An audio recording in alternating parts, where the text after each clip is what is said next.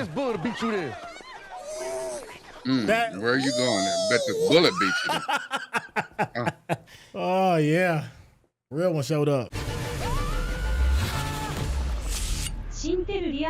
What's going on? It's your boy Syntell with the Intel, and you can already see Rekkai is in the building. What's going on, champion? We gonna kill every one of y'all. No, my bad. I jumped ahead. My bad. Hello, governor.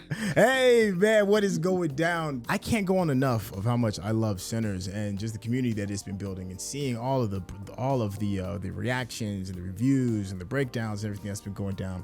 And I hope you all got a chance to check out me and Michael Clare's first time watch for Michael Clare of Sinners. This film is so good. I was talking to Rekkai, and I was like, Rekkai, man, there's no way I cannot watch this film with you.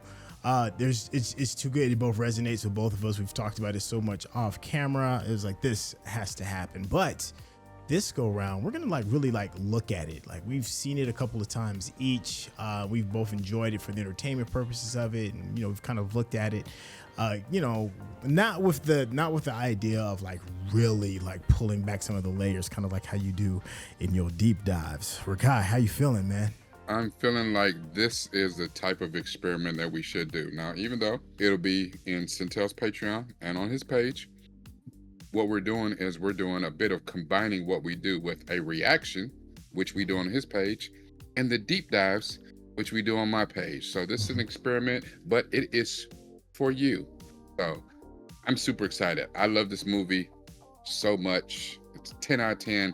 It made a fast track a bullet all the way to my top 5 movies ever. It's hard to argue with any of that. It's really that good. So for those folks that have never seen Sinners before and you wanted to kind of go through the steps and go through the motions, this is going to be a great video for you. And for those that have seen this before, you're going to have a good time too, because you're going to get a chance to rediscover an old friend again and again and again. So without any further ado, let's get started.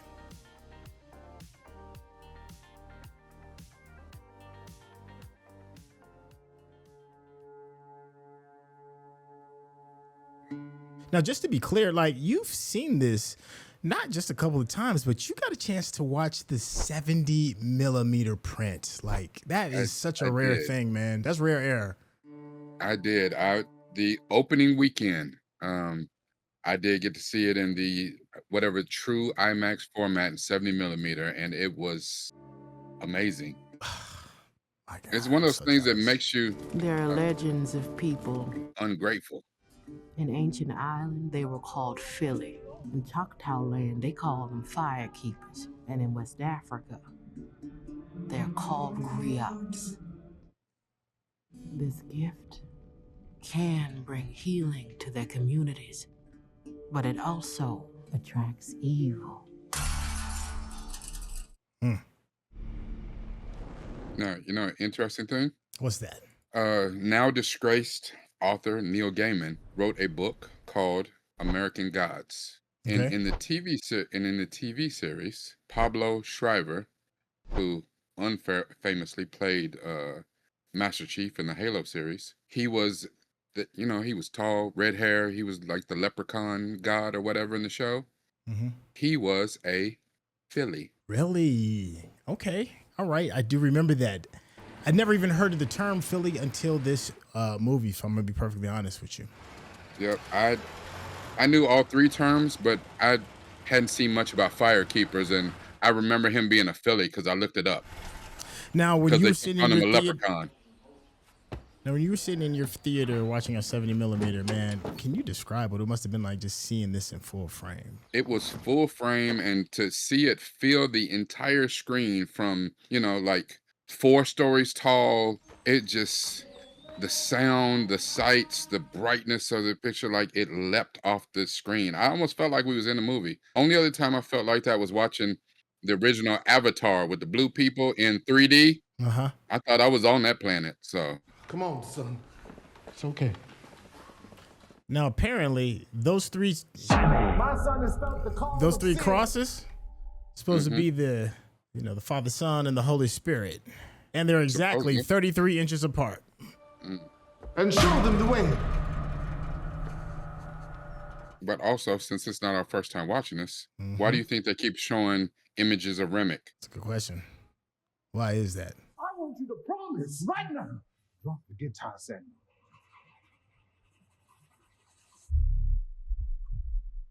Now, we could assume that it's a flashback for the evening that he just had. Put it down.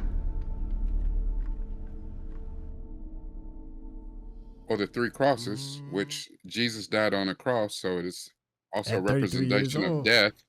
Mhm. It's a representation of death and life after death. What do we start this movie out with? Remmick and Joan and Bart or Gus. Three vampires. The three vampires that showed up to the juke joint. Three crosses. And the parallels that they want you to see between Remmick and Sammie's father, Good morning, Miss Beatrice. who both want to control Sammie.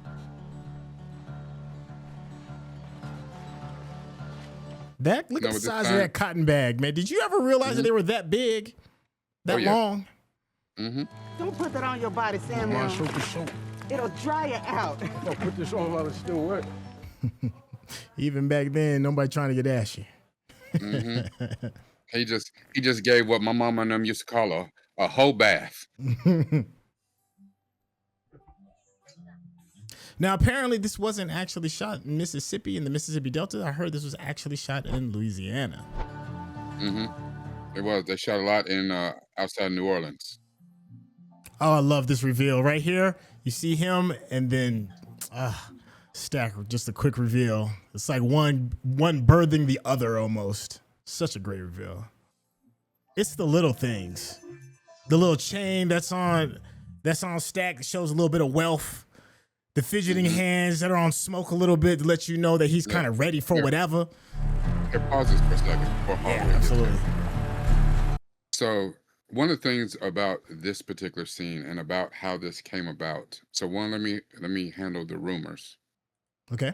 The rumors and what people have talked about, and which is great conversation, is would it have been twins? Would this have been done the exact same way if Chadwick Boseman had never passed? No, I don't think so. The thought, Mm. some say, theory, it's not been confirmed by Ryan Coogler, because I think that's probably too painful for him to even speculate on. But the thought of this, because this has been a pet project of his for so long, that they would have been brothers, not twins. And Michael B. Jordan plays Stack, Chadwick Boseman plays Smoke. Ooh. Other people have Chadwick's- speculated that maybe Jonathan Majors would have been in there, but Jonathan Majors isn't a collaborator of Ryan Coogler's. He's a collaborator. He did Creed 3 with Michael B. Jordan, but not necessarily of Coogler. So I think the movie would have had a different shape if Chadwick had played Smoke. But it's interesting to think about. No, I was just gonna say just the thought of Chadwick's performance as Smoke, because when he does play serious, it works, and I could see him, carrying it and feeling dangerous. I think he can pull that off really well. I mean, don't get me wrong. I mean, he's happy-go-lucky in Black Panther, but yeah, a dangerous Chadwick, sign me up. The other thing I want to say was Ryan Coogler did say this, that the inspiration for the twins was done from the Yoruba people and something called the Ibeji twins. And I'm probably saying that wrong, so don't crucify me. It's Ibeji, the Ibeji twins. And those are deities. They're twins of the Orishas, and they're protected, I want to say, by Papa Shango. He protects them. And the funny thing about that is traditionally their colors are red and blue, because one represents the sunrise, and I forget which one of the colors, I had it a minute ago, but one represents the sunrise and the other one represents the sunset. And quick fact, the Yoruba people have the highest percentage of twin births on the planet. Oh wow. Okay. All right. I'm gonna roll it back just to the point with the reveal. Then we're going back. There we go. Sorry. Yeah, HT Teddy, yes, to this day. You see this question in the chat? Sheriff asks, is everyone in the film meant to be a singer? Vampires and human alike? Yes, I believe so. Yes, We're all sinners. Did you see that vulture flying above Hogwarts' car as he drove up? There's to the left too. Mm-hmm. There's always three. You Hogwood? You boys twins? Nah, we cousins. What are you fellas planning on doing with the place? See where he be looking at the floor? Mm-hmm. He gonna say something I think is interesting. Y'all wash these floors? Yeah. What was on them? That part. Y'all wash these I floors? thought y'all was dead set on What was violence. on them? More time I spend with y'all, the less They sure I probably am you washed boys blood are up off serious that about it. off those floors before. They did, absolutely. That's the killing floor. Yep. Grown men money. They're like wolves. You see Circling Stack their prey. circle around behind him. Yeah. I didn't mean nothing by it. Just the way we talk down Look here. where he look at him. The mill, the equipment, and the lane that it's standing on. Damn! Now understand, it's the last dime you ever gonna see from us. And if we see you or any one of your clan buddies cross our property line, It's gonna be trouble. Clan don't exist no more.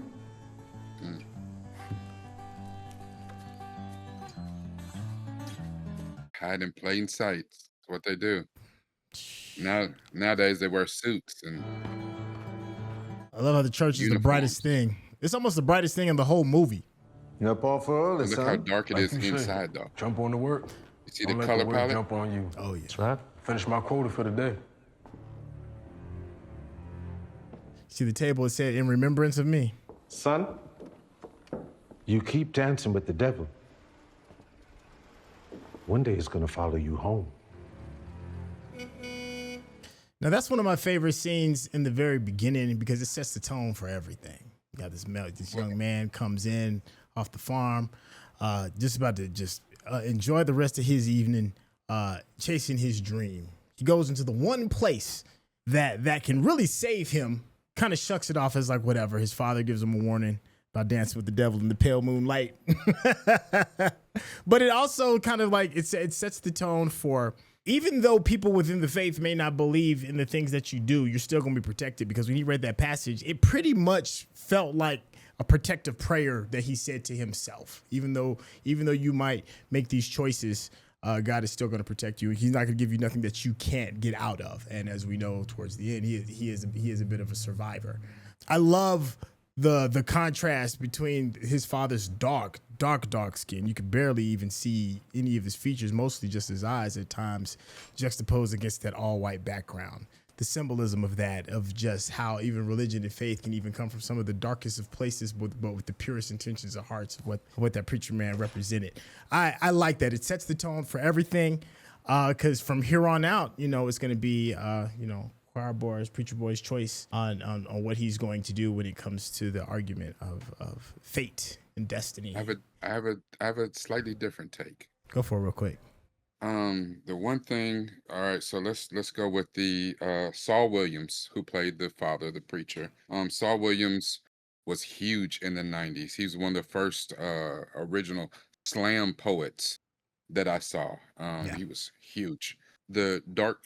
How his dark complexion, how dark the palette inside the church is. The outside of the church is bright white, like that looks like a fresh coat of paint was put on yesterday. Mm-hmm. But inside, it's super, super dark. Even though there's cutouts, the doors open, the windows were open behind the pulpit, it's still super dark in there. Saul Williams inside there.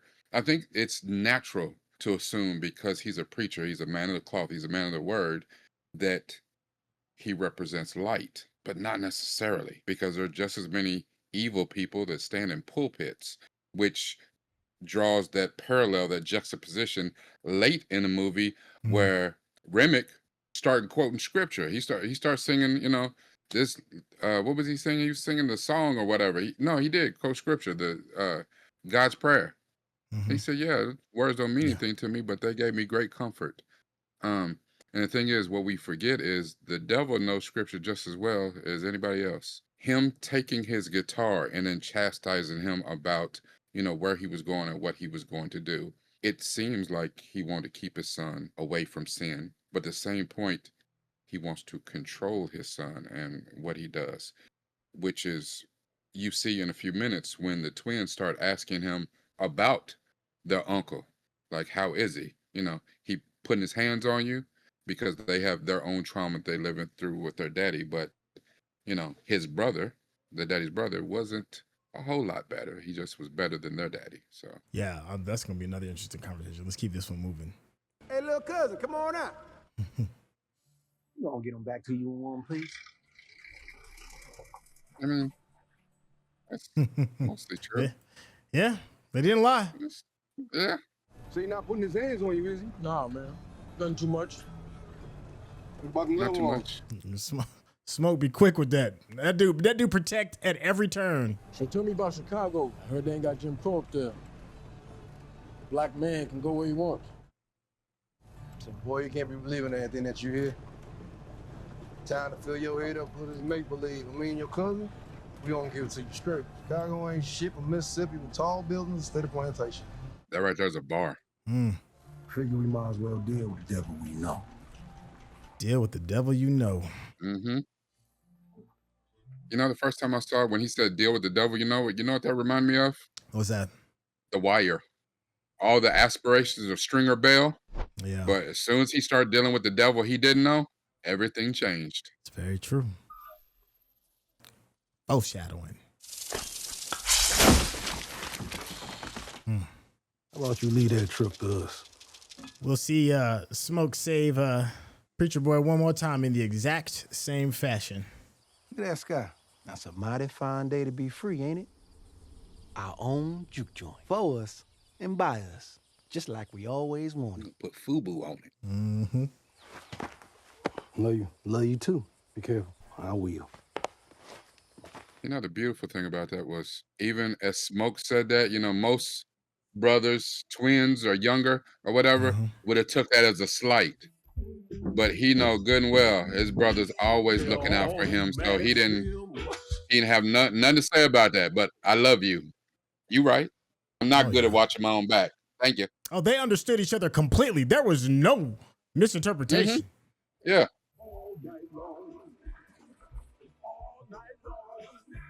Hot fish tamales. The composer Ludwig Göransson has worked with Ryan Coogler on all his films. He's also a very good friend of Donald Glover. Produced a few of his projects and albums as well. Yeah, he's a very talented, genius level musician. And he won an Oscar for Dune.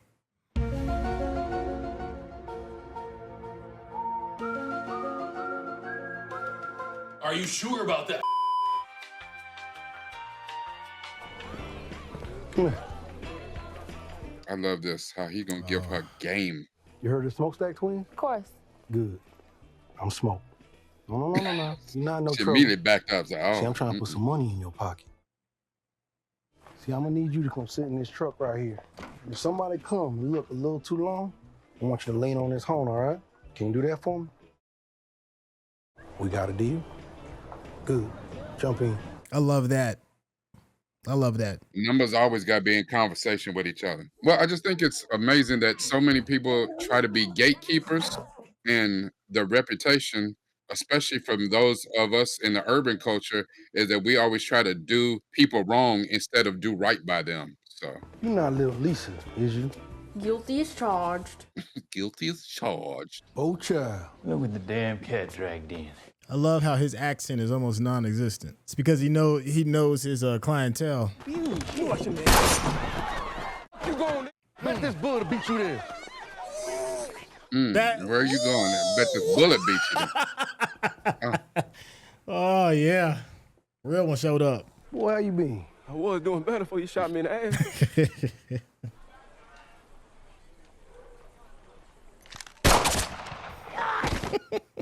Can't have Never some play nigga talking baseball about how again. he almost robbed the twins. He almost. I just shot a couple outside. They gonna live. They gonna need some patching up. It's a lot of money in his hand. We gonna need a sign too. You think Grace will be up to making us one? When would you need it done? Tonight. Lisa, go get your mom. This shot right here is great. And there was some areas of it that I missed my first go round. Oh wow, I heard them actually talking about it in the store about the difference between Yeah. them and color folks. Never heard that before until right now. Yeah. Pause this real quick. Okay. Yep.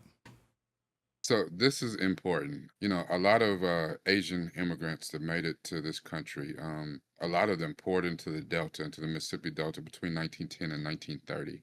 And things like this are not uncommon at all, where they had a store on each side of the street. One that accommodated only white folks, and one on the other side of the street that accommodated only black folks because everything was segregated.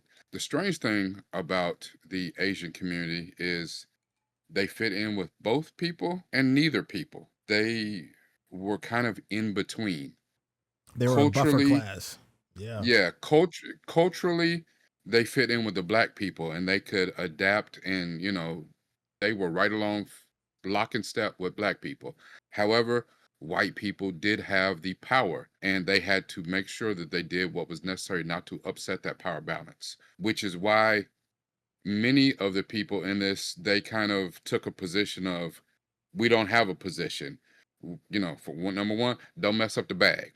Don't mess up the money. But they also understood too, if they sided one way or the other, then that would ultimately hurt them for a people who weren't necessarily them. They weren't absolutely 100% inviting. They were always kind of in the middle. Yeah, and that buffer class is really important. It's really smart because at the bottom of the barrel were people of African descent, people that were descendants of chattel slavery. And in between the lower class whites, there was immigrants who came in, and that included the Chinese. There was a time when the Irish were considered that buffer agent as well. And the reason why that is important is that buffer class kept many of the blacks from owning businesses like the supermarkets and stuff, because the rules were created in order to keep that group of people down. So the relationship with the Chows being in here is very important, because even though they could communicate with the African American class, with the black class, and can do business with the white class, like you said before, that did not mean, you know, all skin folk ain't always your kinfolk, and there's some choices that get made a little bit later that can bring into question why she made those choices when it came to saving her own life. And we'll deal with that when that happens. But it's good to establish that now, that there's a cultural, we're culturally close, but we're still very culturally disconnected from African Americans and immigrants. Other thing I wanted to point out in this scene right here was that when Smoke shot them two dudes in the street, did you notice that the street was completely clear? Everybody, once he fired the first bullet, everyone got off the street on both sides, the white side and the black side. Everybody cleared the street. No one said a word though. No one came to see what was going on. No one came, like, you know, the Smokestack twins are probably infamous on the black side of the street. Them white people don't know who they are. But the white people on that side of the street knew that's none of our business. We just gonna try to make sure we didn't get shot. They not send the police. Nobody came around. You know, Smoke turned around and looked, and you see this whole scene, it goes on further. Police never show up. I mean, a lot of this down here was kind of like the Wild Wild West. It's an interesting comparison. All right, let's keep this moving. You know, it's two men out there. Look like they've been shot. Now she sounds exactly like the white side. I love how they're mindful about that, the accent. 15 for the front door sign and 5 for the menu. 10, 7 for the front door sign, 3 for the menu. 16. 15. Done. Oh, we only got one color, by the way. What color you got? Red. 13. 14.50. 14. Throw these flowers right here, and we got a deal. Done. Now you see how they gave us an example of how the numbers always got to be in conversation with each other? So not just a game he gave that little girl, but now I'm going to show you how negotiation happens. You ever had a scoop of that ice cream from downtown? About the same pressure you put on that. Just earlier, they showed the crows up ahead in the direction he was going. Why, you want to drive? Come on, you know I want to drive. Later. On the way back. All right, man, all right. If he only knew he'll be driving it by himself. Our daddy knocked me unconscious. By the time I came to, smoke was halfway done burning. You used to beat y'all? Me mostly. He ain't mean it. That right there. He ain't mean it. Yeah, that's Charlie Patton's guitar. Me and my brother wanted off and win a call game.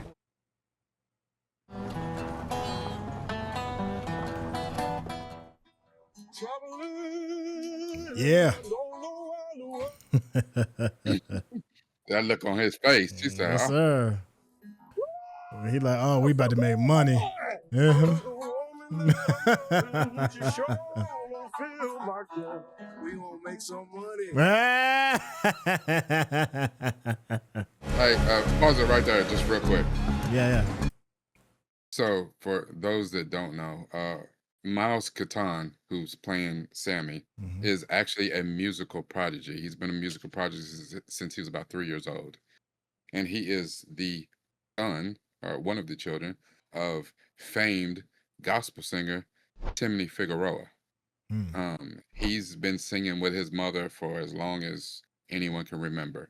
And funny thing is, the musician Her saw him and asked, could he sing with her? Could he sing backup? And he went on tour with her when he was maybe 14 or something. He was really young when he became one of her background singers. She's the one that actually heard about this audition and encouraged him to go audition for this part that he got. So this is his, his introduction. On top of the fact that before getting this part, he had never played the guitar before, but because he's a music prodigy, he learned to play the guitar in no time and played it like the way you see him play it, that's him actually playing. Like he plays it like he'd been playing the blues all his life. He learned it in just a for this year. movie. Yeah, he learned it in 1 year. Just to give you some context.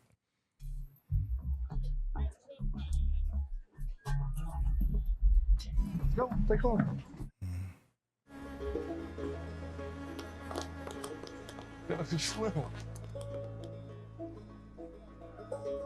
That man put his soul into that. What the hell you know about the blues?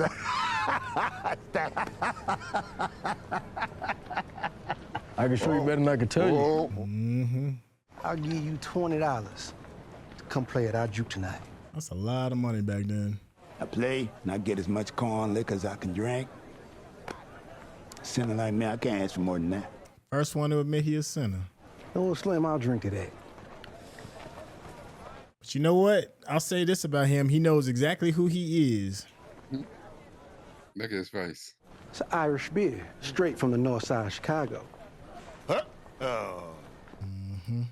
You say that's beer. When they bring us down here empty-handed. So is this the first time it's implied that Stack was on the Irish side of the mob? Maybe. I mean, or the Italian, because it's I even let you finish that bottle in your hand.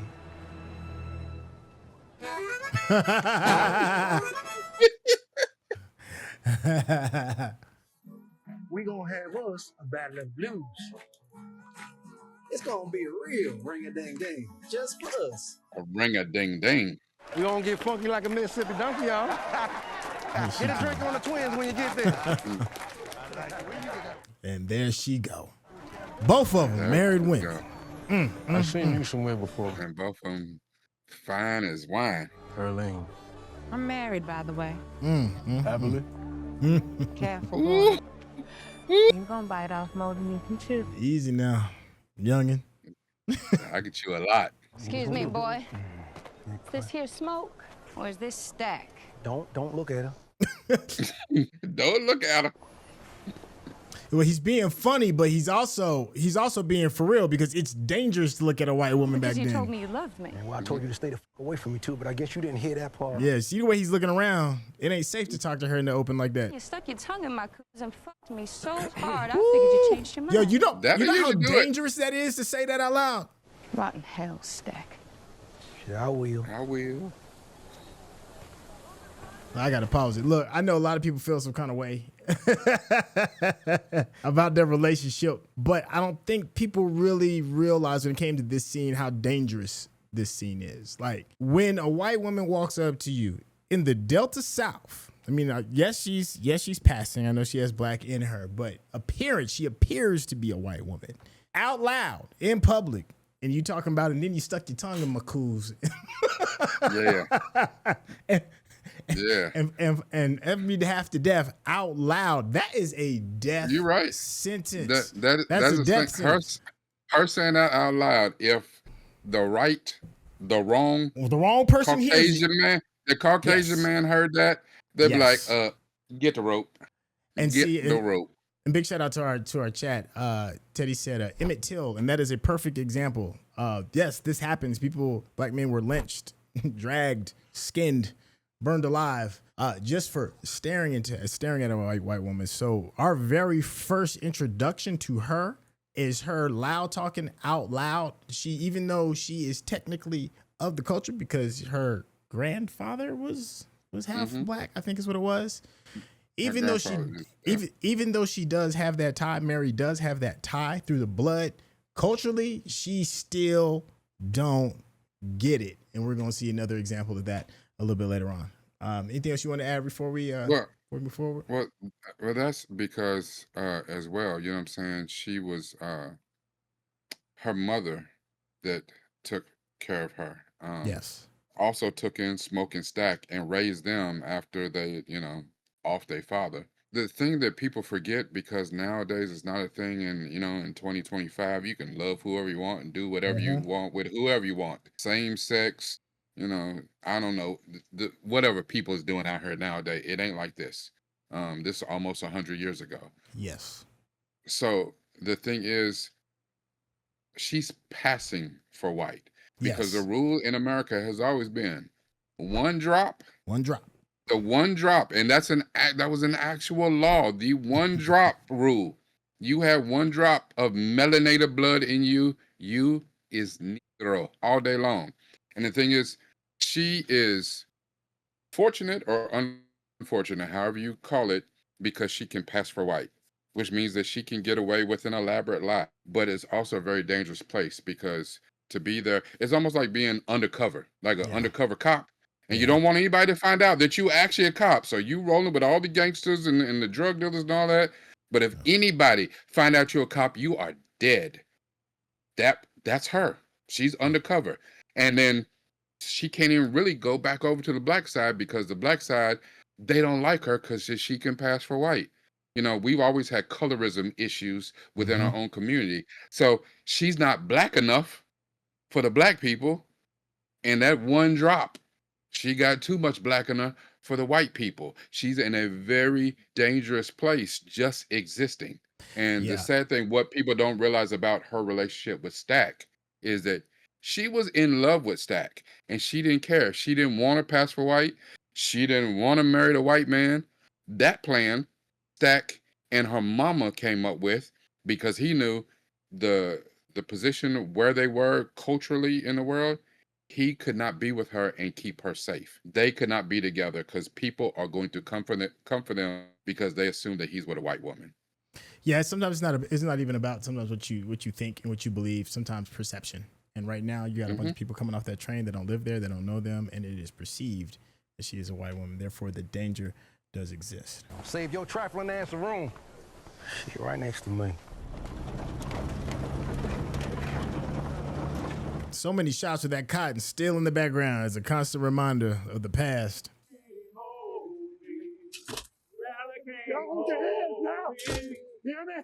Hold your hands. Whew. Constant reminder. Hey, you lose some of them? All of them. This whole scene is so powerful. Me and my buddy Rice. His husband back and forth up the Delta. We get busted for vagrants. And white sheriffs take us down to the jailhouse. It's empty. We playing a fair amount of blues, too. See, white folks say they like the blues just fine. They just don't like the people who make it. Woo, there's a bar. $2 train ticket. Train conductor saw him. Clan got a hold to him. Searched his pockets to find all that money. Made up a story about him killing some white man for it, and that white man's wife. Yep, just like that. Gone at the railroad station. At the same railroad station, just like the same railroad station they just left. That's wild. Hey! Ah! I pause right here. Okay. That whole scene Two things.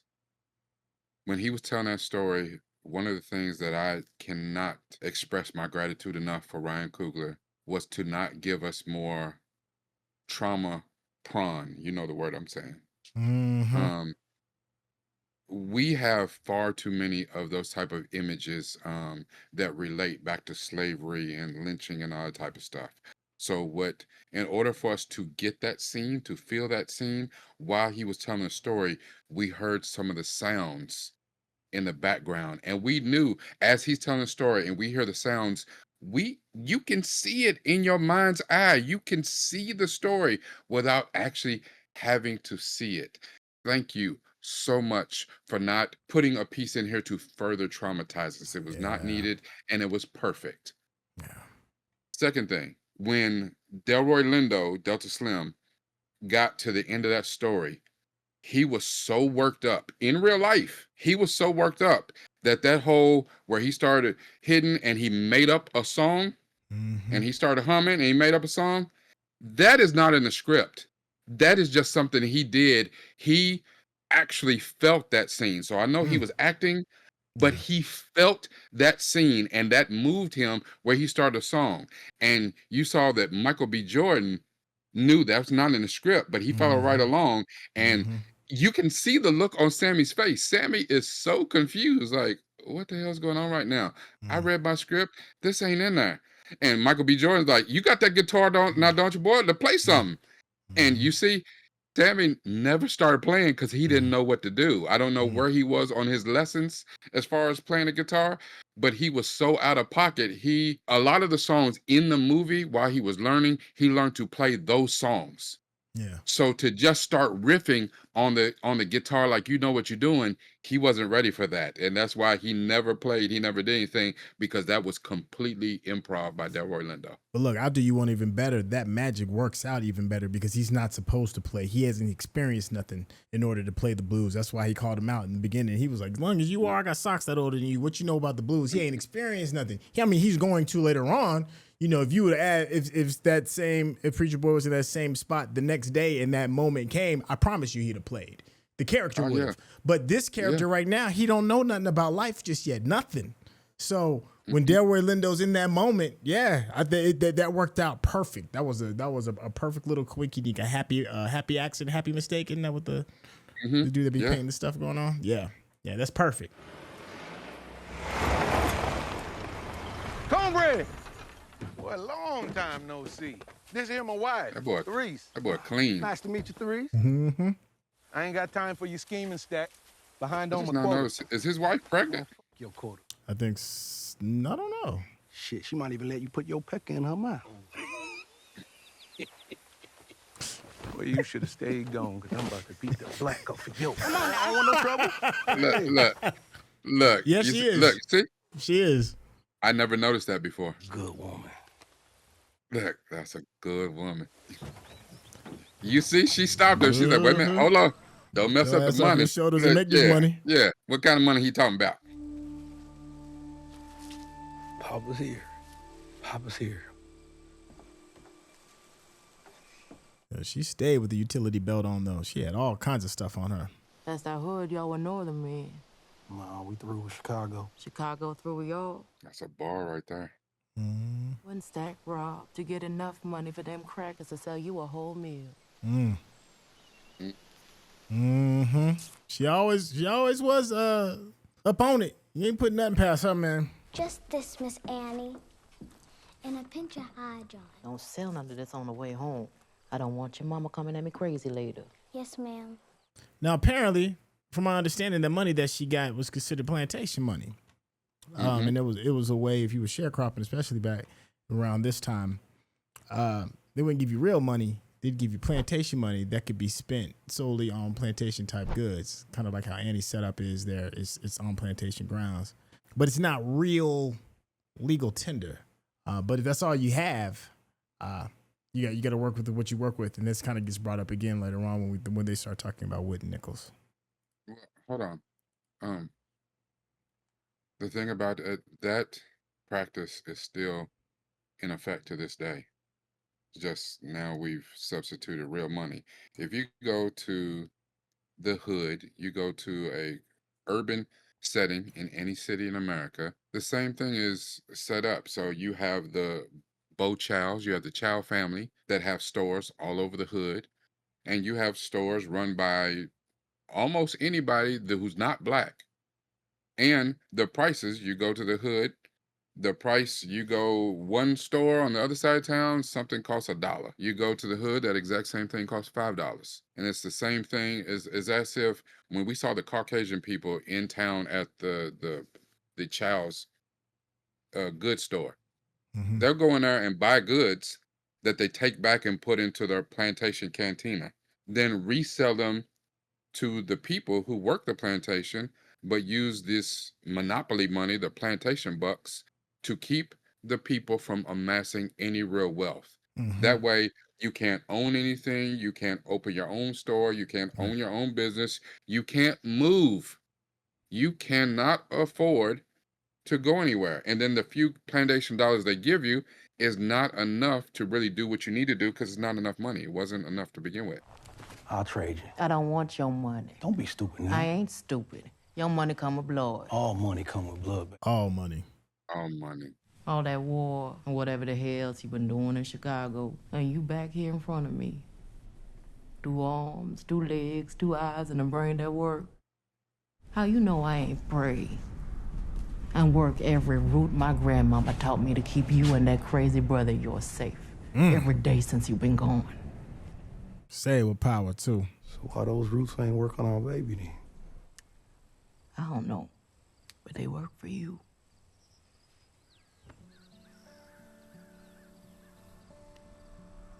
I love how they both kind of smoking. I mean, I know it's coming from a cigarette, a cigar, but still. Now, I'm going to point out something to you that I saw that was very interesting. I saw the second time I watched this. So when she takes this mojo bag around here to the table, watch when she strikes the matches. Or better yet, listen. Did you see it? Did you hear it? I heard the 3 strikes. Blood of my blood. And the same three chords matched the guitar when she struck the matches. Them chords right there. Yeah. 3 chords. The number 3 is very big in here. The Trinity. Why you here, Smoke? What you want with me? We want you to cook for us. Elijah.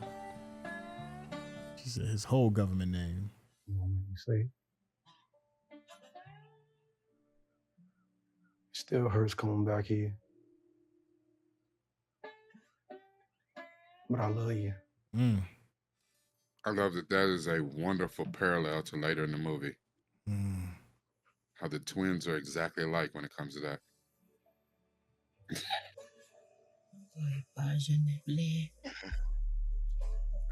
Yo, I said it last time and I say it again. This scene is hot. It's smoking. Yeah. Smoke. I thought, for a second there, I thought you had paused it. I was like, oh, okay, I don't know what we're supposed to discuss here, but... no, this is gonna ride. Got this little old cabin rocking, and then that joint crescendo. Right back to the beautiful sky. That full 70mm frame. Coogler, you monster, you. Look at that. All our characters are about to meet up. Oh, yeah. Now, there's actually a deleted scene where that whole scene right there was much, much longer. Where they show a lot more of them setting up Club Juke. I love how when Remmick shows up, it's so jarring. It just shakes everything up. Like, and we have a new contestant. Oh, they took my wife. Oh, God. I'm a coward, ain't I? See, he got his wedding ring on. So he's telling the truth. Possibly. Just don't let him hurt me no more. And then them 3 crows again. Ravens or whatever the hell. There's 3 vultures. Vultures always, they know death. Now you saw the 3 circling the house, right? Oh. Choctaw showed up and like, Evening, ma'am. We're in pursuit of someone. Very dangerous. He might have come onto your property. Have you seen anyone recently?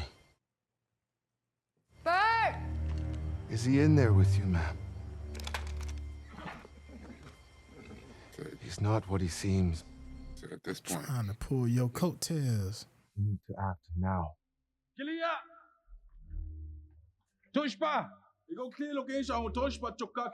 we got a ride. Yeah. Mm-hmm. You got it. Good luck. Yeah. That's one of the realest scenes in the movie. You're like, Now, word. you see how All the vultures were circling at 1st? Mm-hmm. Now they've all landed on the roof. Settled in. Mm-hmm. Yeah. Death is here.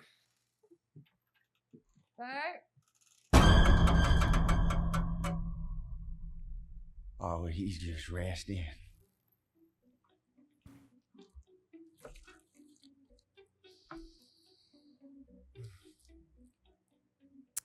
He's all better now. Now that actor that plays Bert and his wife. Now I heard they're musicians in real life.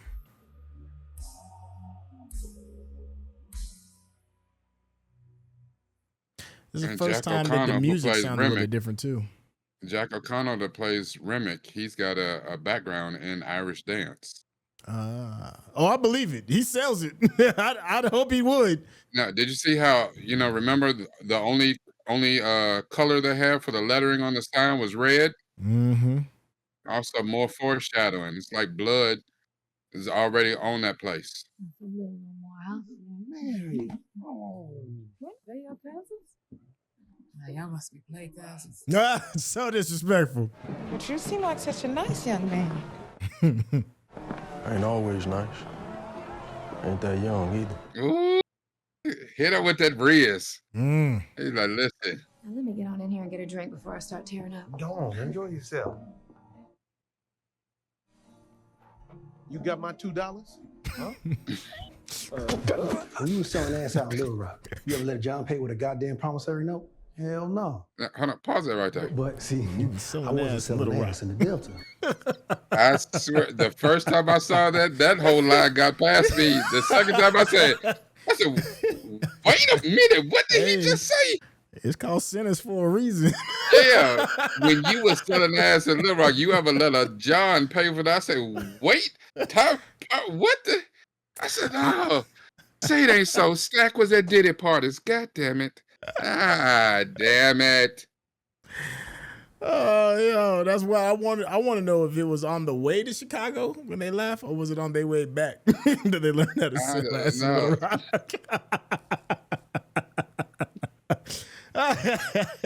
That's all I'm saying. Niggas on the way. That was crazy. I said, wait, what the hell did You you was selling say? ass out in Little Rock. But see, I wasn't selling ass in the Delta. I think you should leave before they see you. Wait, you not little Sammie. The guitar. You old enough to drink now. Come on, let me buy you a drink. That's something. He don't know her. She like, I know your little young ass. Mm-hmm. Goddamn cigarette. Come right up.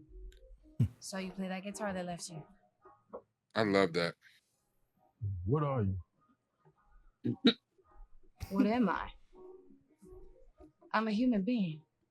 I mean, we used to ask straight up back in the day. I mean, it's not PC to do that now, but when we was kids, we used to just ask straight up. My mama's daddy was half black. He raised her to keep the Klan from killing her. You know my mama delivered the twins. Really? And after she died, my mama nursed them like they was her own.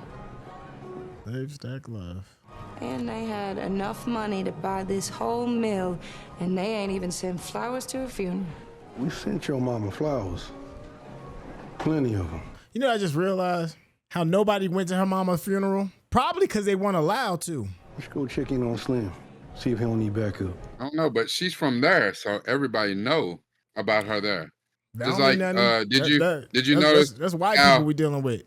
How she said her mama saved Stack's life? Yep. When he got stuck in their mama? Yeah.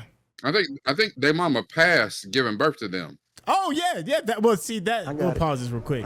Well, there's the conversation that Stack was the one that is probably the reason why his mama died, and the reason why his daddy used to beat him and not Smoke was because he blamed Stack for his mama's death. That's why he said, you know, even though he hit me, he ain't mean it. You used to beat y'all? Me mostly. He ain't mean it. You know, that's him. That's him trying to figure that out, and that's also the reason why Smoke killed his daddy, because he was trying to protect his little brother. And then so he's been protecting, you know, Smoke since the word go, protecting him from his daddy. So, you know, everything else is just like light work. This was your idea. I didn't want no white man. I didn't want to be white. I wanted to be with you. Yeah, but life is different. Get back to them practice, and they're gonna try to kill you. What it mattered to you? Somebody out there put their hands on you. They hurt you. Me and my brother gonna come kill them all. So you'll kill for me. That's right. I waited a long time. But I'm grown now, Stack. And I know you never planned to stay. Why can't you just say that? Say what?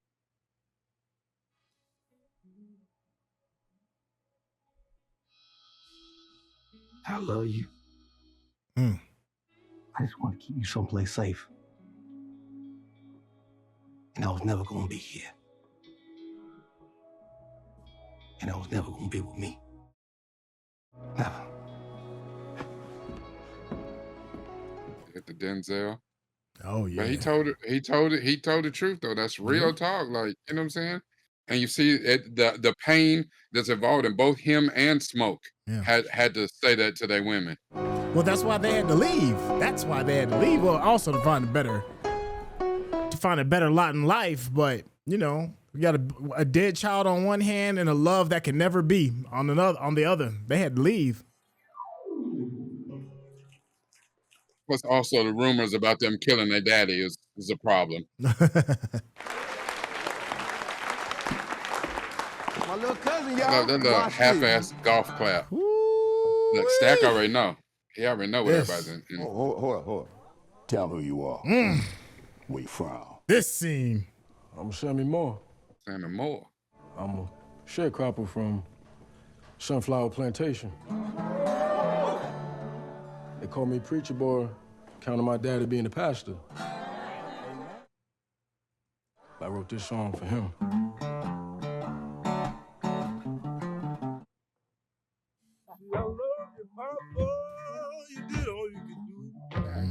They say the truth hurts, so I lied. I lied to you. Yeah, I lied to you. I love Y'all move your feet now. Come on now. There. Man, I hear conjuring spirits. Arlena forgot she got a husband. A what? It took the music dude, though.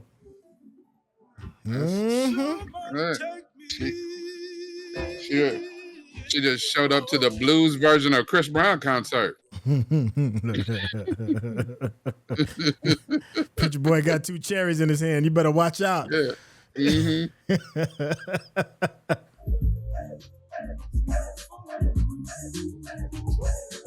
Twerking is a spiritual release.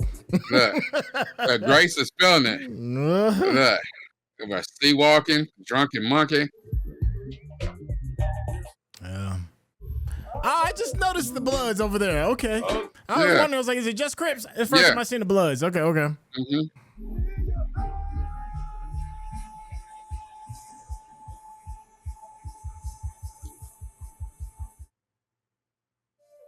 me see how rich you are.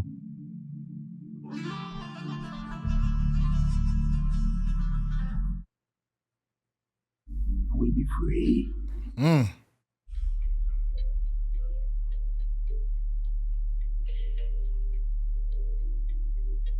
My man said, I want that.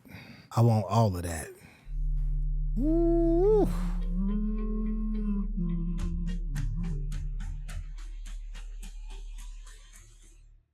And that's where we gonna pause right there. Totally different approach from here on out. It really gets that from dusk till dawn kind of feel that goes along with it. You know, I was wondering, like, when this scene came up, when the barn was about to get burned down and everything from the past, the old griots and the Phillies and the firekeepers and all of that were brought in there. I was like, man, are we gonna really like chop it up and have a conversation in the middle of it? And we both just sat there and just let it just soak in. Yeah, to get it's something about that scene. You can't interrupt it. You know what I mean? It's just it just speaks to you.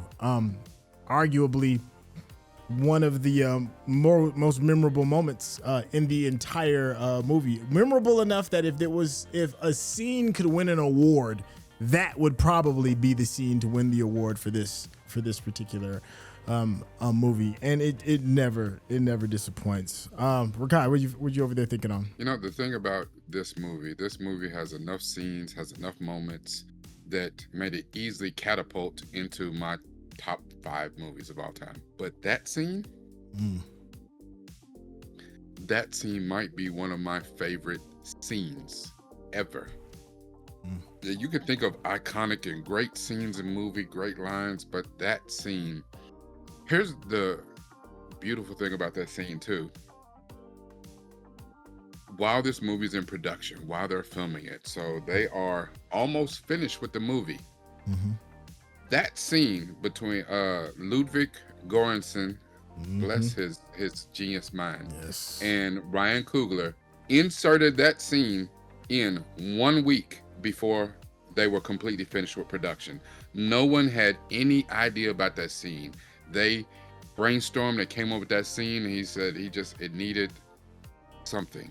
Yeah. And that idea about, calling back where we're talking about I always call them griots, but she said griots. And this, it made me think about when we were talking about, like, that scene was one of those things that made it even more visceral when we watched that Doctor Who episode 5, the story in the engine.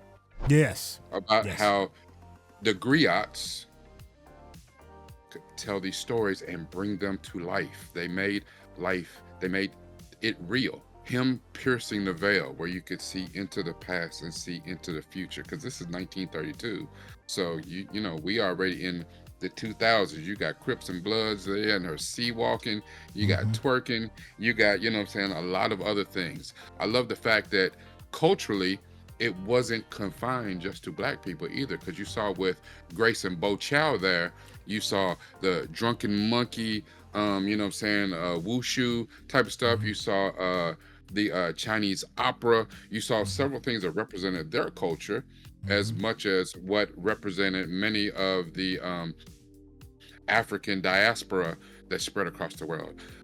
The way that scene played out is one of the more brilliant scenes. So credit to Ryan Coogler, credit to Louis Göransson, whoever, Ludwig Göransson, whoever else put that scene together, and including Miles Catan as Sammie. I cannot say enough about that scene. That I wouldn't dare talk during that scene. That scene,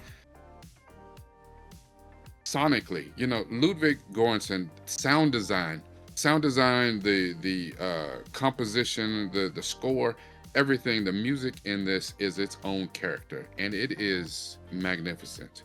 But the use of sound and how there's a lot when Delta Slim is telling them about, the blues is in us, it came with us, and the magic that's in the blues. And it doesn't mean, abracadabra. There is a magic that happens sonically in music. And that's why people can go to church and they can go to receive a word and go to hear, the Lord speak to your heart, if you have a really good preacher. But almost everyone is moved by the choir because there's something about the music. Even when the choir stops singing and the band keeps playing, they can play chords that evoke spirit, elicit emotion from people. And many of the music that we hear on the radio and videos and stuff is the exact same. It sparks something within you. Audio stuff has been used to entice and to harm us for a very, very long time, but I think it was used to absolute perfection in that scene. Yeah, you know something I noticed on this go around that I had noticed before, and that is, for the most part, we had a lot of music from the diaspora, right? You know, like you said, everything from twerking to 80s b-boy to Maasai warriors jumping or whoever it was. I don't want to mischaracterize somebody. But then I noticed, like when you were talking about, some of the wushu and the drunken monkey styles and stuff like that, I was like, well, why aren't there any other cultural connections that are in the bar? And it just hit me. I was like, no, it's what Preacher Boy is pulling out everybody's history. History, and there was nobody of who's there, right? It just hit me right now that's what it was, because I'm sure if there was somebody that was Irish in there, then we probably would have seen Remmick's dance style kind of pop out, because it would have connected. Preacher Boy has that ability to pull that history out, and that's why it was one of the reasons why Remmick is so enamored with him, because he's been around for quite some time, and he's probably lost touch and connection with a lot of things. And the music is kind of like the gateway, the griots. They were talking about the Phillies and the Firekeepers and all of that. Because story to me is still, to this day, I've said this a few times, there's nothing more powerful in the world than the storyteller. Story, that's why they say, pen is mightier than the sword. Storytellers build culture, destroy things, erase culture. Storytellers convince people to be brave, convince you to move in a trajectory that you might have even considered because of the words that are coming out. Add that to music, and it's a whole other thing, and that's what Remmick is attached and wants to have, because there's not a whole lot of individualism in himself anymore, because he's chosen the path of being a vampire. We'll when we get into the second half, we'll be able to explain that a lot more regarding like the hive mentality and all of that. But to have all of that get pulled, everybody's history kind of get pulled and put on display, I thought was just brilliant. And then to have Ludwig Van Gorsen be the person that's putting this together. I don't know if you've heard of this album. One of the greatest albums I've ever heard. Good Kid, Mad City. Two of the best storytelling albums I've ever heard. But then there's another one that Ludwig Van Gorsen produced under Childish Gambino called Because of the Internet. If you have access to a podcast, this podcast called Dissect, and they do a good job of breaking down what songs mean, verses mean, breakdowns mean, parts of albums. And there's a story that Ludwig Van Gorsen tells with the help of Donald Glover. And Because of the Internet, that is a masterpiece. It's a masterpiece from beginning to end. And it's so intricate and so breaking the fourth wall and so in the moment, but in the future, and telling this thing, it's something special. And that's when I actually heard of Ludwig Van Gorsen, was because of that album. Actually, it was actually my son who put me on to that podcast called Dissect that actually talked about it. And I was blown away, absolutely blown away. Never heard anything like that told that kind of a story before. And then when I see this, and I see Ludwig Van Gorsen's musical storytelling, he's a master at telling stories through music on this, and it's like you found the perfect person. Like, and apparently Ludwig Van Gorsen has a history with Coogler. He has a history with even with Donald Glover I was just talking about. I want to say Chromacopia, who just did Tyler the Creator. He like runs in those circles, and he's very kind of like Mary, connected to the culture through the art. Through art, obviously, I don't know if his blood is connected to the culture, but through art, he's got his finger on the pulse of how to tell these stories. And we saw that yet again. He blended all of those different tones and all those elements, and that Coogler visually show us as well. And he all did it in one shot. It's just a masterpiece. It's brilliant. I can't say anything more. And you're right. For people who don't know, Because the Internet is one of it's underrated, because I don't think people understand Childish Gambino like that. I think he's one of those artists, like a lot of tortured artists or whatever, that are not celebrated, not understood in the time period that they're in, and they're It's unfortunately mostly posthumously where people get it. That album, not only that breaks the fourth wall, but you're talking about things. You said it in storytelling, but it's not just telling a story. There have been some great storytelling rappers, Slick Rick, and there's a bunch of ones that can craft and tell a really good story. But to tell stories that are actually true, stuff that's like still going on and stuff like that, because the internet album has some things in it that are so intricate.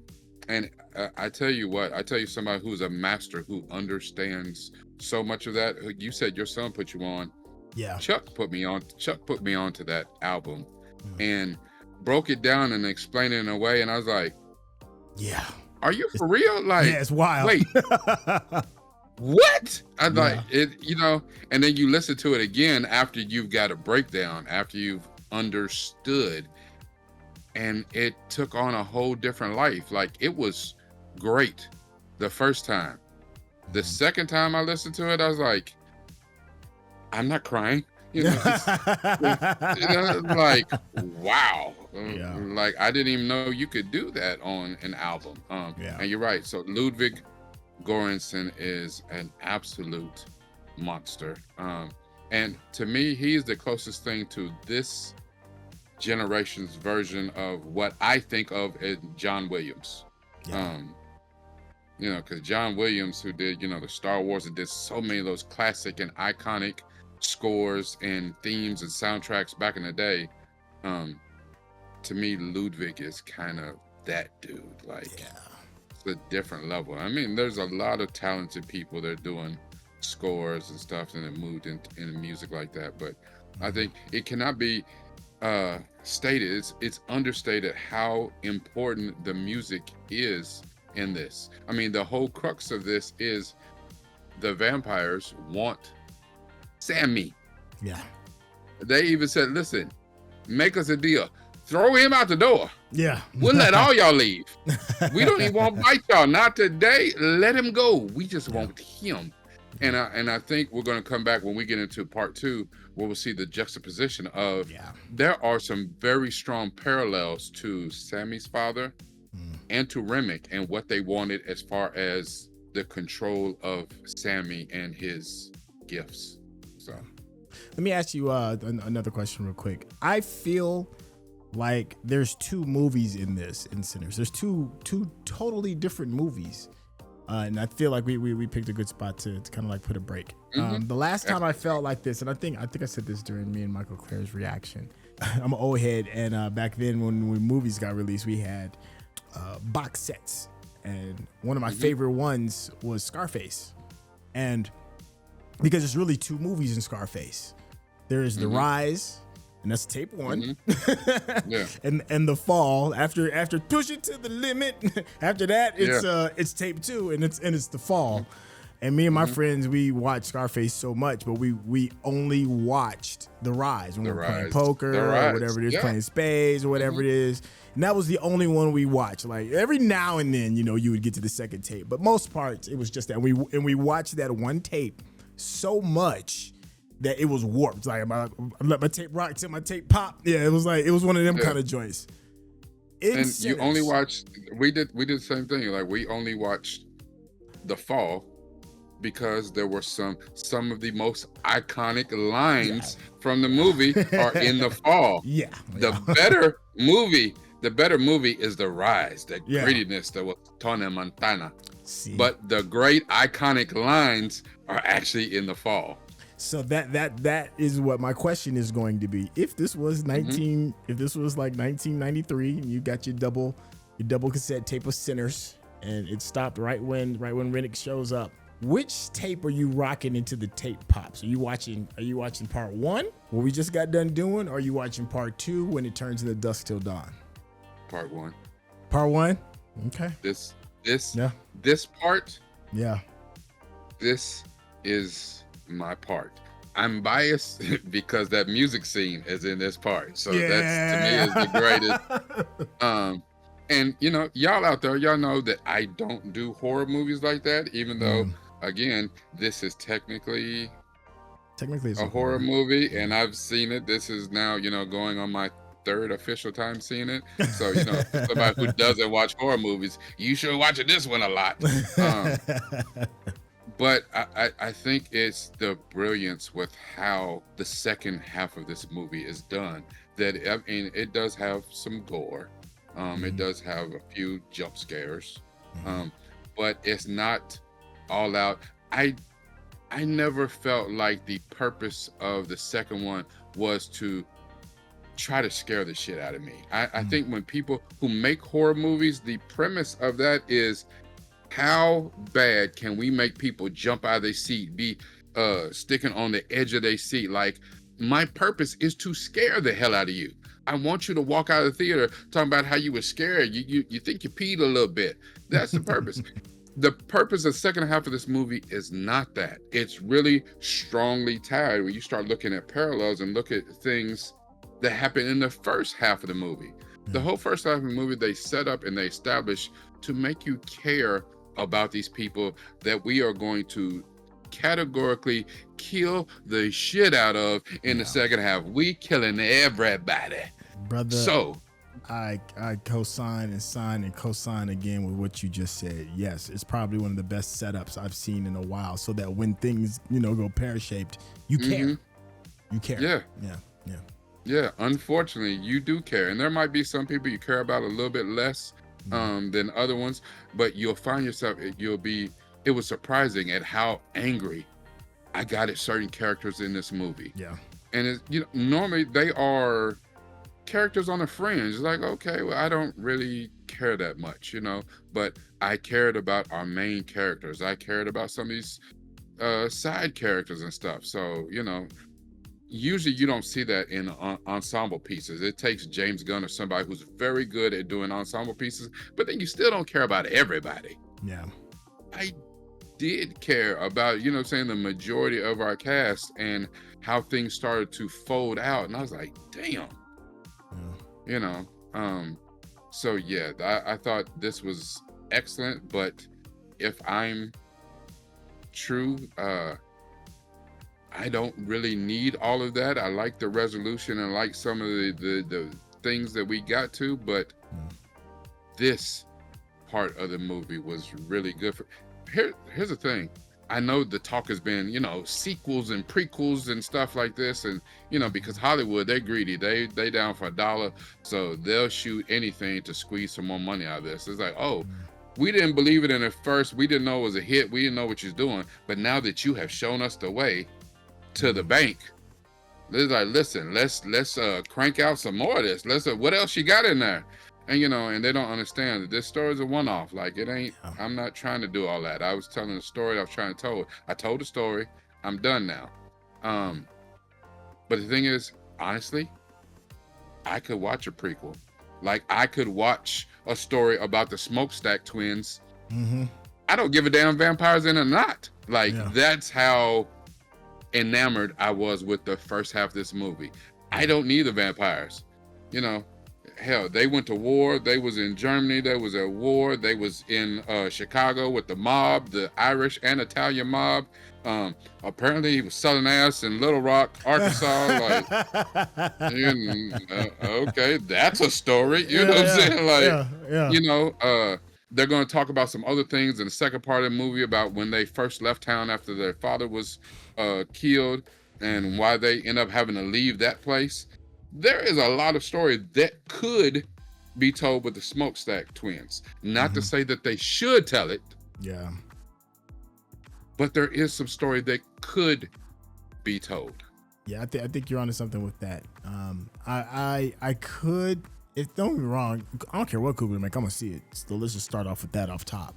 But I think I'm good. I want this story to be done, and I think they close it out in a way that will leave me satisfied. I don't know, maybe now that we got a little bit more of a bug in the ear when we do part 2 of this, I may feel a little bit differently. I don't know, I doubt it. Now I would say this, now the universe itself, that could be interesting, if they did something that didn't deal with the Smokestack twins, but just did something with the universe that's out here. We've brought up projects like Bitterroot that kind of deals with this kind of universe and almost the same kind of love and the same kind of detail and stuff like that. For those that haven't read Bitterroot, you need to get off your ass and go to Amazon and buy Bitterroot right now. It's that good of a comic. So if the universe expanded and they did a whole other tale, I'd be cool with that. But as far as the Smokestack Twins, I'm good. I'm properly served. the plate is clean. I'm good. But like you said, if it's there, I will watch. Here's the, and I hate that I'm about to say this, not necessarily a series, but if we were to visit the Smokestack Twins again in a prequel, of course, you can't tell me that whole time in Chicago, how they were able to, however, finesse the Irish mob and the Italian mob, and then make it out of town, you know, and have them fighting each other while they gone. That would be one hell of a story. Because then in that, you giving us a straight gangster story, and I'm here for that. Like and that's the thing. Like, if you visit the world of Sinners, could we tell another story? Like you said, this is two stories in one. You have the setup, and we talking about these gangster ass twins and life in the Delta and what this is like, and blues music and all this. And then we go to a supernatural story with, you know, all that, throw in some vampires, let the chaos begin. That's a whole different damn thing. So if you told a prequel, most people wouldn't be accepting of it, because, like, well, where's the supernatural? They're gonna find out that Al Capone really a werewolf. See, you know, I don't want that. Shit like that. Yeah, exactly. I don't want that. So if you gave me, here's the thing, something that didn't need to exist, and once it did, it became one of the best things ever. And you know what I'm getting ready to say, because you love it. Star Wars Andor. Oh God, I love that. You're right. You're right. I know. You know I do. See, so like, okay, so they made Rogue One. Rogue One is an unnecessary movie leading up to Part 4, A New Hope. It's unnecessary. Okay, this how they got the plans. Okay, cool. But then they go back and do Andor in 2 seasons to tell us the birth of the rebellion, the birth of, you know, why we got the plans to get them to all the other movies that came behind it. So then that becomes interesting, because, you know, I had my problems with Andor, but there were some good moments. I thought season 2 is better than season 1, and the last 5 episodes of season 2 were phenomenal TV, like just absolutely phenomenal. 10 out of 10s. Give me that. Give me the last 5 episodes of Andor in a movie about the Smokestack Twins. You know, this is in the Star Wars universe, but there were no space wizards, no laser swords. The Force is not in there. So that's how you tell that story and remove the supernatural parts of it. Yeah. That worked. And that's all I'm saying about this. It's not necessary. So let's be clear. I'm not saying let's do it. Ryan, let's put it together. I'm not saying that. But what I am saying is, if he chose to do it, I watch it. I'd watch it. I watch it. I like the Andor thing that you did. This is what I would do. Remmick, I think, has a very interesting story. And for those that don't know, if you go to the official Spotify site and listen to the soundtrack, the album covers that switch out are very unique. And they have some with some of the, like in the very beginning when they were showing like the black and white drawings and the paintings of some of like the griots and the fire keepers and all of that. And a little bit, when you get a little bit more towards the end, there are 2 newspaper articles that are relevant to the Sinners universe. And one of them real quick deals with somebody ends up getting away from the mob, an undisclosed people. It's hinted towards that it's that a smoking stack that may have did it. But there's another one that comes from a newspaper clipping, and it's very interesting. And that is a mysterious ship arrives, and there's nobody alive on it. Everybody on the ship is dead, and a man who is seen walking away smoking. His body is smoking. Covered in blood, smoking. Now that is in reference to maybe Remmick of his arrival. Yeah, because I want to say that the ship came in from Ireland, from Dublin or something like that. Yeah, that's the thing that I was going to talk about as far as like a story could go. And apparently it's implied that Remmick is over 600 years old. I haven't heard it yet in here. I think it might be in part 2. So I'm waiting to hear that. But it's implied that he's 600 and some years old. And he was in Ireland during the time when the queen or the king, whoever it was at the time, had their foot on Ireland's neck, and they were pretty much like indentured servants for the most part. So there's a whole thing that goes on with that of him, how whoever makes him becoming a vampire, him surviving that enough to get on the boat to come to the States, but then discovering that it's hell here on the States as well, because during that time as well, the Irish were it's not the same as chattel slavery. Let's be clear. Because people be like, oh, it's the same. No, it's not the same. It's not the same as chattel slavery, but we're considered less than men as well. And to see him kind of go through that and to get this ideology before we meet up with the Choctaws and him on the run, I think that story right there, and the fact that he brought a woman with him, because you saw the ring on his finger. He was a married man, and then he tells what could have been a true story when he's running from the Choctaw about how his wife was taken away from him. Yeah, and maybe they did get it. That to me damn near writes itself in the same way, in the same capacity that it writes itself with the Smokestack twins. So there are ways that you could kind of like still touch it on the universe. Yeah, I'm so glad that you said that, because I was thinking exactly that. If they were to continue in this universe, you can give me a non-supernatural gangster tale with the Smokestack twins, or go full tilt supernatural and tell me the prequel, tell me the story of Remmick, how he got here. Because I think that newspaper article was 1800 or something. Like it's almost really over 100 years before the events of this. So he's been here for a long time. The Choctaw may have got his wife. That may not have been a lie. And that's may how they even got on the Choctaws radar. You don't come up here and mess around. We know better. Our firekeepers told us about y'all. Like, nah, we own it. But his story of how he survived in America, or even tell us the story of who made him. What happened? Why did he leave Ireland? Like all of that. That could be super interesting. And as a matter of fact, they could maybe even lean in a little bit more to the horror roots of this, like really make that terrifying. Because here's the thing, how did he get to be, you see, he's the one that created all these other people. He's the head, the king of the hive mind. Well, how did he break free of the hive that he used to be in? Because he used to be a flunky or whatever. All of that type of stuff. That could be very interesting. Again, not saying that they should make it. Not saying that. I'll be happy if they don't make it. Yeah, but if they do, I'd watch it. That's all I'm saying. Yeah. I don't know if I watched the Remmick story. I would be highly interested, and I would need Syntell to watch it first and not lie to me about how many jump scares and shit like that is in it before I watch it. I know Syntell be like, "Oh, it's not that bad. It's about the same as Sinners," and I'd be like, "Oh shit," and I'd be like, "Damn it, he got me. He got him." So Smokestack, I definitely watch that. This, I don't know if that's for me. I'd be interested. I'll let you tell me all about it.